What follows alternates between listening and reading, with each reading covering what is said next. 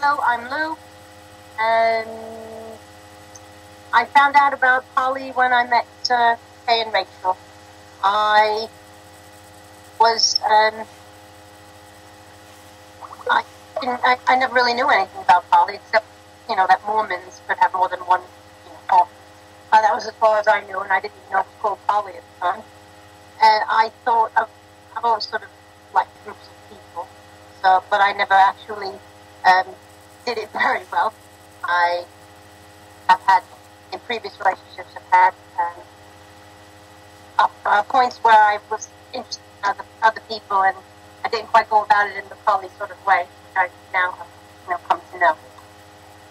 Yeah, I wasn't terribly ethical about it, but I did, after finding out about poly, I've learned to get rid of a lot of baggage that I had, and come to find out that I do have capacity to love more than one person in that sort of way, that special way, and even in sort of secondary ways, learning about the wider, what we will call family, and to love them, and it's okay to tell your primary partners that we all love them, and that's okay.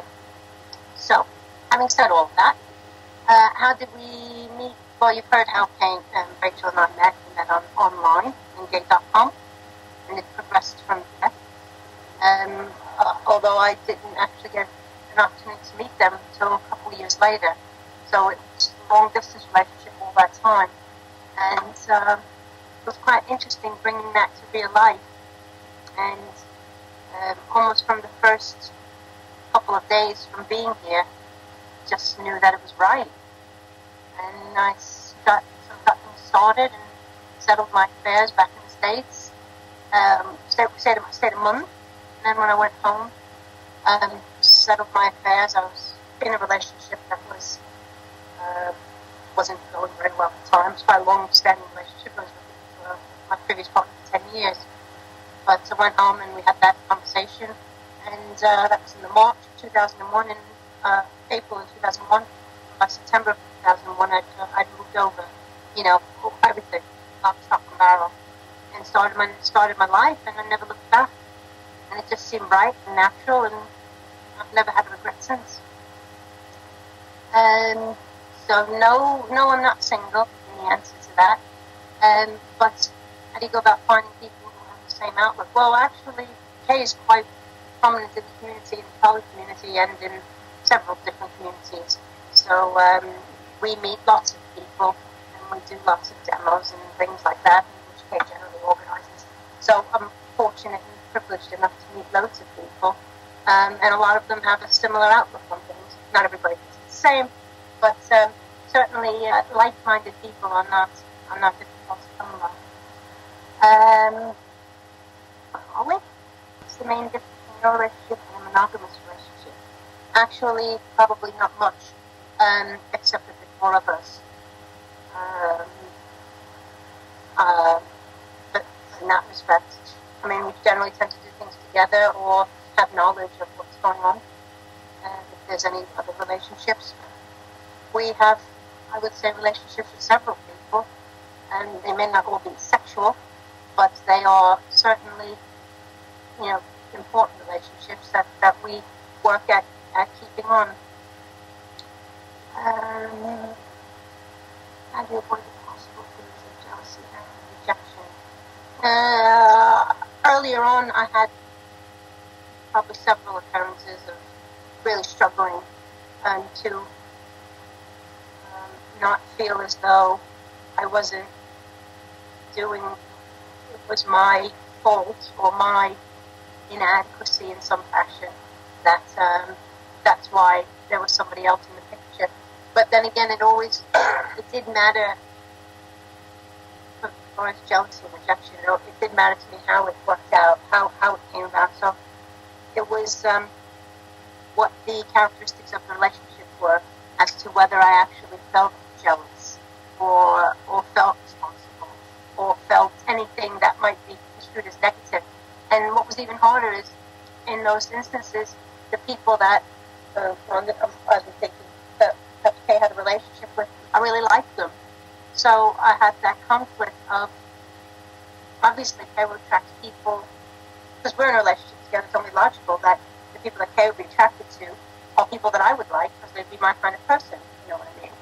And so sometimes it was really difficult to reconcile the fact that I liked this person, but yet I still felt jealous.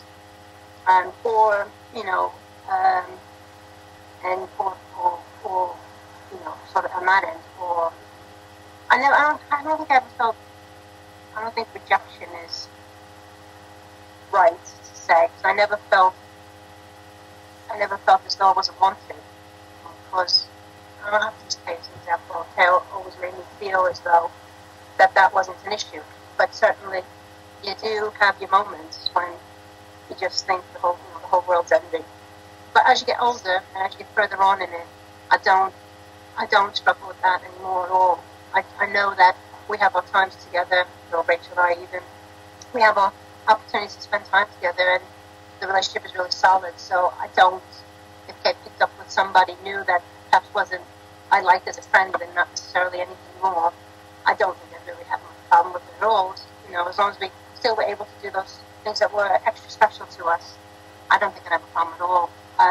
You know, Kate was busy doing something, spend time with someone else, I would just do stuff that I wouldn't normally do, you know, I wouldn't normally take time out to do. So it's not, it's you get the experience, and you get, you know, you get a little bit of experience under your belt, and you realize, you get more confident, I think, about your relationship. So, and that doesn't come up as much. Or you get better coping mechanisms, is probably the better thing to say, when you've got those feelings of insecurity, as anybody would. It's not just exclusive to poly relationships. What has been the best thing about poly for you?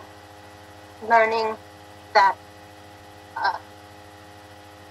feeling absolved of the guilt of actually caring about more than one person at one time. That it's actually okay, and I don't have to feel like a horrible person. It's not a horrible thing. And learning that I do have the capacity to, that every relationship is unique, and I do have the capacity to love other people, and it's okay if somebody I love loves somebody else as well, and I don't have to feel inadequate, and, you know, so you get past that.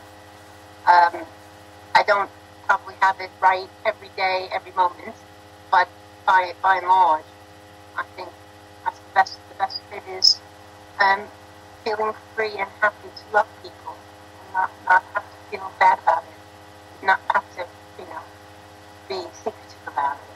It's okay. What has been the hardest obstacle to overcome?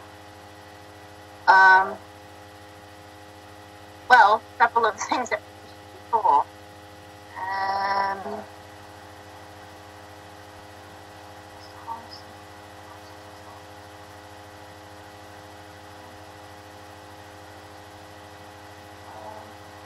I don't know. Nothing is coming to mind immediately. It does. I guess probably that jealousy bit. Well, it's not so much the jealousy; it's the feelings of insecurity, or that the person is finding somebody else.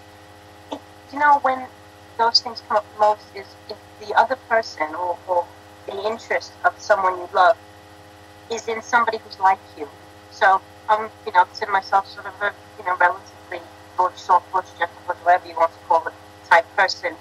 And if Kay was interested in somebody who was very feminine, or a guy, or anything like that, and I think it doesn't. I don't really think twice about it. And I think, oh, that's all right. But if it was someone who was very much like me, I would think, oh dear, maybe I'm not doing a good job. You know, so they're all, you do sort of, I do anyway, I find that I sometimes compartmentalize things so that it's just easier. I guess it just becomes easier for me. So, oh, that's all right, that's okay. Gee, you know, that's. But I think I get past it. Either that, or as I said before, it would be. It's probably somebody who's similar, who's very much like me, and we probably be really good friends. We probably have a relationship together, but together we could. You know, there are some things that we could probably share in that, you know, almost a sort of way.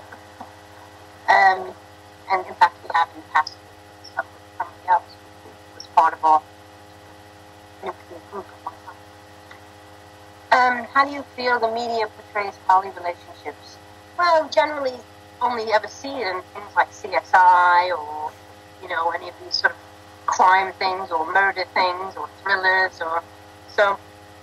They, it's, I don't know, well, it's raising awareness that it does exist.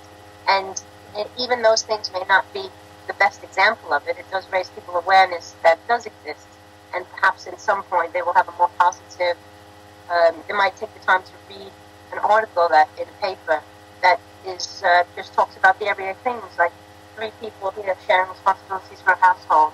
You know, someone's got to pick up the kid, someone's got to put the rubbish out, you know, we sit around the table and, you know, we need something done in the garden. I mean, it's just the same things, you know, who drank the last of the milk, I mean, you know, stuff like that. So, and it's just the same, only there's more of us. And I especially love that there is always someone here, and I think because we're a poly family, we are actually quite open to having a large, wider family. And it works great for us. I can't wait to get the barbecue up so we can have all our wider family over for a barbecue and just, you know, have a good laugh. And people come here, and I don't think anyone feels put upon or oppressed. Everyone just comes and really just lets their hair down without, you know, food orgies. Just to, and bring their kids and whatever, you know, and people just feel welcome, and that's what I love best about it. If there's anything else you'd like to add, expand on it. Just that's the best bit, and I don't know whether that has to do with being poly or being curvy or anything like that, but by and large, people that come here and spend time with us, they just love the way it feels, and everybody always feels well taken care of and well loved and listened to. You know, there's always somebody to listen, or you know, we generally come into work anyway. But and that's really the best bit. It's like being able to take care of a big family. It's about it for me.